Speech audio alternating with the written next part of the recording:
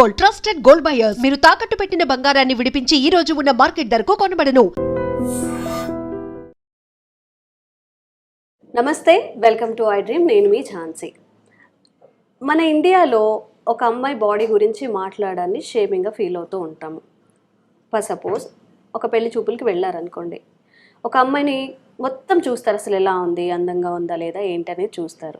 అది తీసేయండి, మనం జాబ్కి వెళ్తూ ఉంటాం, బయట చాలా మందిని చూస్తూ ఉంటాము. చాలామంది అమ్మాయిలు అందంగా కనిపించాలి అనుకుంటూ ఉంటారు. మరి అందం అంటే ఏంటి? ఒక షేప్, పర్ఫెక్ట్ షేప్ కానీ ఫిట్గా ఉండాలి అనుకుంటారు. చాలామంది మాట్లాడడానికి సిగ్గుపడే విషయం ఏంటంటే బ్రెస్ట్ ఎక్కువగా ఉన్న, అందరు తన వైపే చూస్తున్నారు, ఇబ్బందిగా ఉంది. మనం ఇలాంటి ఇబ్బందులు చాలా ఫేస్ చేసే ఉంటాము. అండ్ అసలు బ్రెస్ట్ లేకపోయినా అది కూడా చాలా మెంటల్ హెల్త్ని డిస్టర్బ్ చేస్తుంది. మీరు నమ్మరు, చాలామంది అమ్మాయిలు ఇన్ఫియారిటీ ఉంటుంది. బ్రెస్ట్ తక్కువగా ఉన్నప్పుడు వాళ్ళు కంపేర్ చేసుకుంటారనమాట.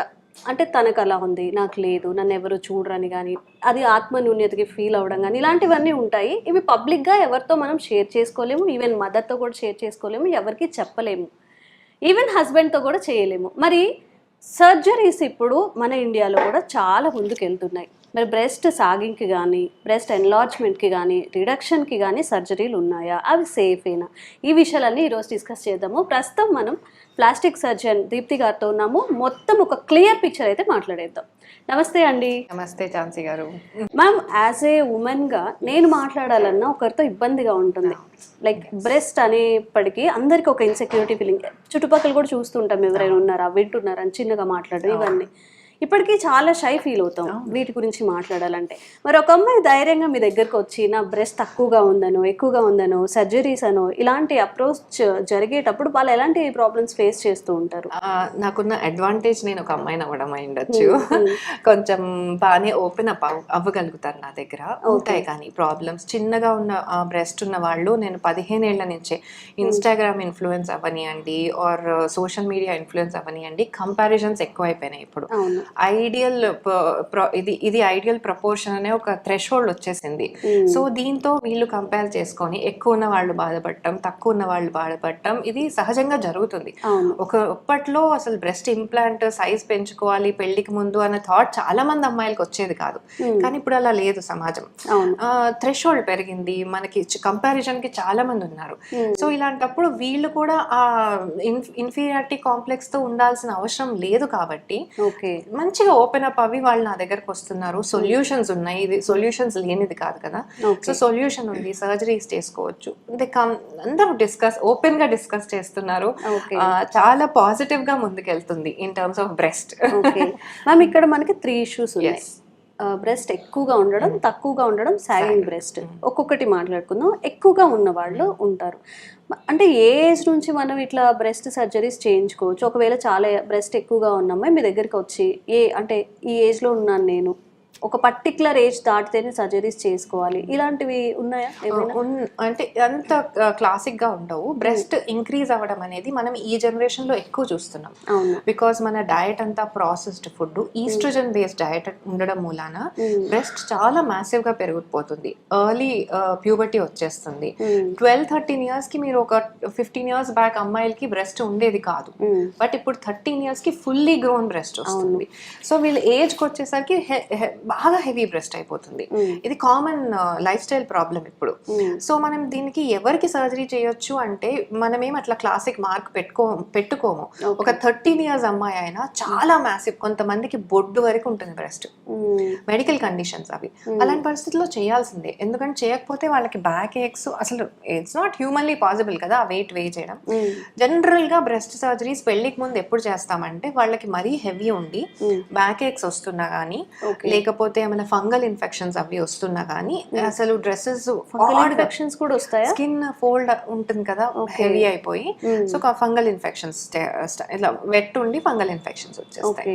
సో ఇలాంటి పరిస్థితుల్లో, ఆర్ బాగా ఆడ్గా ఉండి వాళ్ళకి డ్రెస్సెస్ అవి వేసుకోవడానికి కూడా ఇబ్బందిగా ఉన్న పరిస్థితుల్లో కంపల్సరీ ఏజ్ కూడా చూసుకోకుండా చేయవచ్చు. 15 and above అయితే చేసేయచ్చు. 15 and above అయితే చేసేయచ్చు. కొంతమంది అవుట్ ఆఫ్ ఇంట్రెస్ట్, వాళ్ళకి ఇవే క్లాసికల్ సిమ్టమ్స్ లేకపోయినా సరే నేను సన్నగా ఉండాలని కూడా చేయించుకుంటారు. అలాంటి పరిస్థితుల్లో కూడా చేయొచ్చు. జనరల్ ప్రాసెస్ తో ఫుడ్ మార్చుకోవడం కానీ అలా బ్రెస్ట్ తగ్గించుకోవడం అనేది breast tissue hormone based, estrogen effect ఎంత ఉంది అనే దాన్ని బట్టి దాని గ్రోత్ ఇంక్రీజ్ అవుతుంది. సో ఫుడ్ తగ్గడం ఎక్కువ చేయడం మూలాన ఈ హార్మోన్ ఇన్ఫ్లుయెన్స్ తగ్గించలేము. ఎక్సర్సైజ్ తో కూడా తగ్గించలేము. బ్రెస్ట్ టిష్యూ మీద పనిచేయదు. ఎక్సర్సైజ్ చేస్తే బ్రెస్ట్ వెనకాల మజిల్ తగ్గుతుందో పెరుగుతుందో కానీ, వెయిట్ లాస్ అయితే బ్రెస్ట్ వెనకాల ఫ్యాట్ తగ్గుతుందేమో కానీ బ్రెస్ట్ తగ్గదు. మరి యూట్యూబ్ లో కానీ ఇన్స్టాలో మనం చూస్తూ ఉంటాం పర్టికులర్ గా బ్రెస్ట్ రిడక్షన్ అని ఎవరైనా ఎక్సర్సైజ్ చెప్తూ ఉంటారు. ఎవరైనా ఎక్సర్సైజ్ చేసి తగ్గితే మీకు ఎవరైనా తెలిస్తే చెప్పండి. తగ్గదు. ఇవన్నీ చెప్పుకోవడానికి బాగుంటాయి కానీ నేను ఇలా చేయడం మూలం తగ్గింది అని ముందుకు వచ్చే వాళ్ళు ఎవరుంటారు, అలా చూడరు మీరు. యా, సో అన్లైక్లీ అలా అవ్వదు. బ్రెస్ట్ ఇష్యూ అదొక వేరే మెథడ్ లోనే పనిచేస్తుంది అనమాట. ఈ ఎక్సర్సైజెస్ తోని లైఫ్ స్టైల్ తోని చేంజ్ అవ్వదు. మనం ఏమన్నా మీరు బయట వినుంటారు ఈ టాబ్లెట్స్ వాడితే తగ్గుతుందో పెరుగుతుందో అని. ఆ టాబ్లెట్స్ అన్ని జనరలీ హార్మోన్ ప్రొవోకేటింగ్ ఉంటాయి. సో మనము బ్రెస్ట్ టిష్యూ కోసం హార్మోనల్ సైకిల్ మొత్తం డిస్టర్బ్ చేయడం is not a smart solution. So breast వరకు మాత్రం పెంచుకోవాలన్నా తగ్గించుకోవాలన్నా కరెక్ట్ చేసుకోవాలన్నా సర్జరీయే కరెక్ట్ ఆప్షన్. ఎందుకంటే మనం చేసే మ్యానిపులేషన్ అంతా ఆ ఏరియాకి లిమిట్ అయిపోతుంది, బాడీ మీద ఎఫెక్ట్ ఉండదు. బ్రెస్ట్ ఇష్యూస్ లో జనరలీ సర్జరీ చేయడం మూలన బాడీ మీద ఎలాంటి ఎఫెక్ట్ ఉండదు.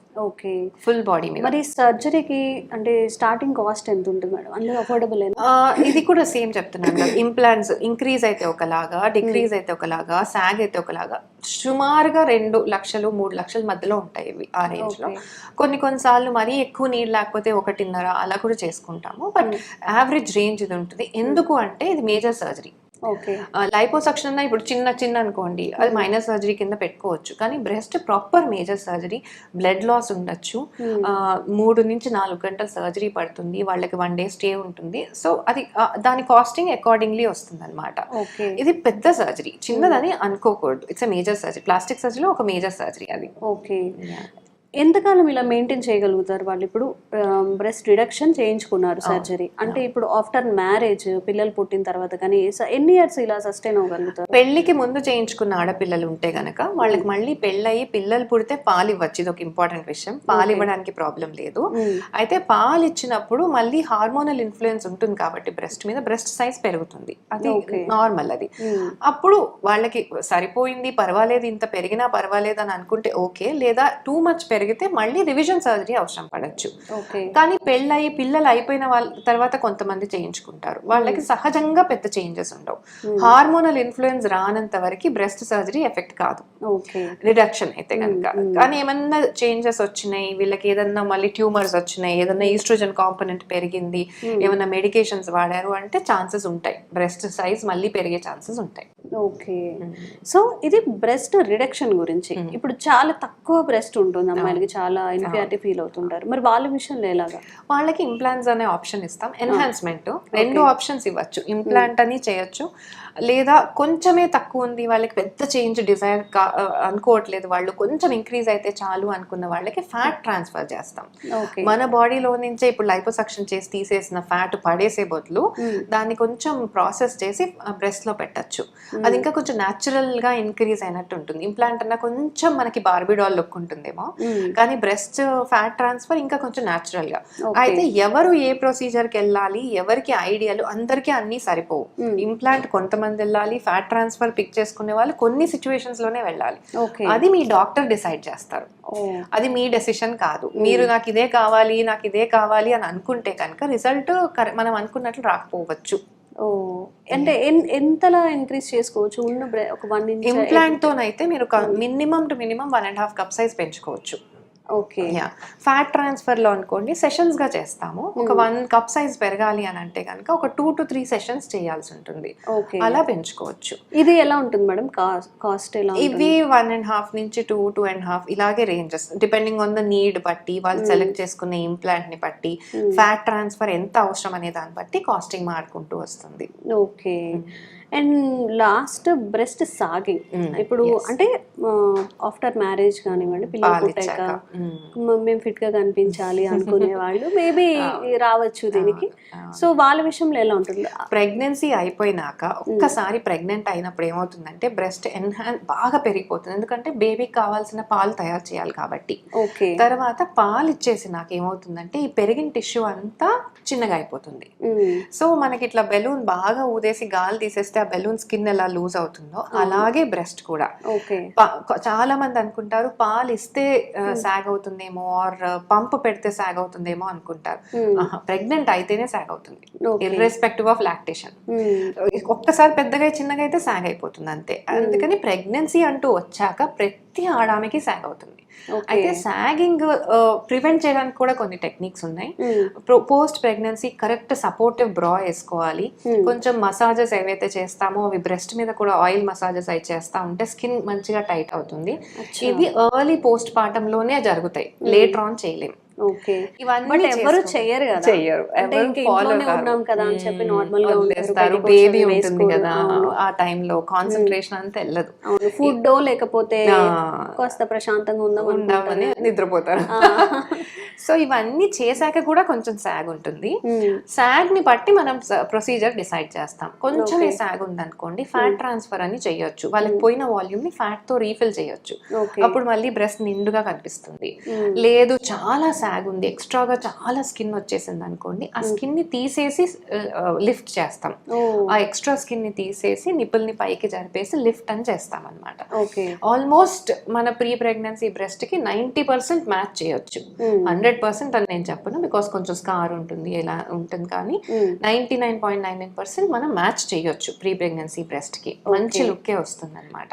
ఓకే. ఏ ఏజ్ దాకా ఈ సాగింగ్ బ్రెస్ట్ సజెషన్స్ చేసుకోవచ్చు? ఎప్పుడు 55-65 మీరు ఎప్పుడు రెడీ అంటే అప్పుడు వరకు. వాళ్ళు మెడికల్ గా ఫిట్ ఉంటే చాలు, వాళ్ళకి డిజైర్ ఉన్నప్పుడు చేసుకోవచ్చు, అదేం ప్రాబ్లం లేదు. ఈ సర్జరీకి ఎంత కాస్ట్ అవుతుంది? ఇవి కూడా ఆల్ బ్రెస్ట్ సర్జరీస్ 1.5 to 3 మధ్యలో, డిపెండింగ్ ఆన్ ఎంత వర్క్ ఉంది అనే దాన్ని బట్టి వేరీ అవుతాయి అన్నమాట. ఎక్కువ వర్క్ ఉన్న కేసెస్, ఎక్కువ అవర్స్ ఆఫ్ సర్జరీ బట్టి పోస్ట్ ఆఫ్ కేర్ ఎక్కువ ఉంటే కాస్ట్ పెరుగుతుంది. తక్కువ వర్క్ మినిమల్ మ్యానిపులేషన్ లో మేము తగ్గించుకుంటూ వస్తాం అకార్డింగ్లీ. ఓకే. లాస్ట్ వన్ ఏంటంటే అందరికీ ఒక పెద్ద డౌట్, ఇవన్నీ చేస్తున్నాము మనం ఓకే, బట్ ఇవి సేఫేనా? అసలు సేఫేనా? మనం అంటే ఒక పార్ట్ ని మనం చూస్తున్నాం కాబట్టి డెత్ రేట్ ఏమైనా ఉంటుందా, బ్లీడింగ్ ఎక్కువ ఉంటుందా, ఎక్కువ స్కార్స్ పడతాయా, డిఫరెంట్ గా ఉంటారు. సో దీనికి మీ సొల్యూషన్ ఏంటి మీ వైపు నుంచి? సో ఈ బ్రెస్ట్ సర్జరీస్ వరకు అయితే డెత్ రేట్ అనేది యూజువల్లీ మనం చూడం, అంటిల్ అన్లెస్ వాళ్ళకి ఏమన్నా హిడెన్ కాంప్లికేషన్స్ ఉండి ఎనస్థీషియా కాంప్లికేషన్ అయితే తప్పితే సాధారణంగా చూడం. ఎందుకంటే breast tissue mean vital organ కి కనెక్టెడ్ కాదు, వైటల్ సర్క్యులేషన్ ని కూడా డిస్టర్బ్ చేయదు breast tissue. So surgery limit అక్కడ వరకే ఉంటుంది అనమాట. నార్మల్ బేసిక్ సర్జన్ తో కూడా బ్రెస్ట్ సర్జరీస్ లో డెత్ రేట్ యూజువల్ గా చూడం. అదొకటి. అదైతే కళ్ళు మూసుకొని యూ కెన్ గో అహెడ్. ఇంకొకటి, మీరు ఏమన్నా ఎక్సర్సైజెస్ అని మెడికేషన్స్ అని బ్రెస్ట్ ని పెంచడానికి తగ్గడానికి వాడుతున్నారు అనుకోండి, అది బాడీ మీద డ్యామేజ్ చేసేది ఎక్కువ ఉంటుంది. ఇంకొక పెద్ద డౌట్ వచ్చింది ఇక్కడ, నార్మల్ గా క్రీమ్స్ అండ్ ఇంజెక్షన్స్ ద్వారా రియాక్షన్ ఉంటుంది, ఎన్లార్జ్మెంట్ ఉంటుంది అంటారు. ఇది దీని మీద ఏంటి, ఇది మైతా లేకపోతే నిజమే? క్రీమ్స్ అయితే చెయ్యవు. మీకు కొంచెం మీకున్న ఫ్యాట్ గ్లాబ్యూల్స్ ఏవైతే బ్రెస్ట్ లో ఉన్నాయో అవి కొంచెం డిపాజిట్ పెంచుకోవడానికి ట్రై చేస్తుంది, కానీ మీకు విజిబుల్ చేంజ్ రాదు, అంతైతే రాదు. ఎక్సర్సైజ్ అంటారా, బ్రెస్ట్ వెనకాల మజిలే పెరుగుతుంది కానీ బ్రెస్ట్ టిష్యూ పెరగదు.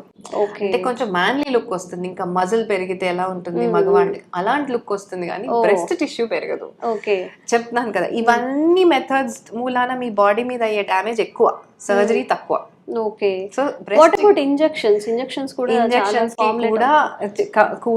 ఇన్ఫాక్ట్ అవి నాట్ ఎట్ ఆల్ గుడ్. ఎందుకంటే ఇంజెక్షన్స్ అంటే ఫిల్లర్ పెడతారు యూజువల్లీ.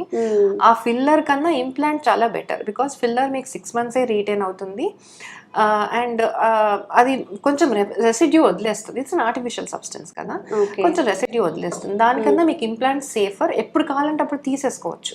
ఓకే, కంప్లీట్ గా సేఫ్. ఓకే, చాలా డౌట్స్ అయితే ఈరోజు క్లియర్ అయిపోయి మేడం. ఎందుకంటే మనం అంటే నేను ఇందాక చెప్పినట్టు ఎక్కువ మాట్లాడుకోలేము దీని గురించి, కానీ అందంగా ఉండాలంటే బ్రెస్ట్ చాలా ముఖ్యం. బాడీలో పర్టికులర్లీ మనం ఇన్ఫాక్టివ్ ఫీల్ అవ్వాలన్నా అదే, మనకి కాన్ఫిడెన్స్ రావాలన్నా కానీ ఆ బ్రెస్ట్ కాబట్టి డెఫినెట్లీ ఇది చేసుకోవచ్చండి సర్జరీస్. కాకపోతే ఇప్పుడు కూడా మనం ఏ సర్జన్ దగ్గరికి వెళ్తున్నాము, ఏ హాస్పిటల్ని చూస్ చేసుకుంటున్నాము, ఇప్పట్లో చాలామంది ఫేక్గా మేము చేస్తాము అండ్ ఇది చాలా మనీతో కూడుకున్నది కాస్త ఉంది కాబట్టి అందరూ చేస్తానని ముందుకు వస్తున్నారు. బట్ పర్టికులర్గా ఒక మనకి నమ్మకం ఉండాలి, ఎవరి ద్వారా సజెషన్స్ తీసుకొని వెళ్తే మంచిది అయితే బెటర్. Okay. సర్టిఫికేషన్ ఉండి వాళ్ళు డిగ్రీ హోల్డర్స్ అయితే బెటర్ అన్నమాట. అది చూసుకోవాలి. Okay, thank you ma'am, thank you so much.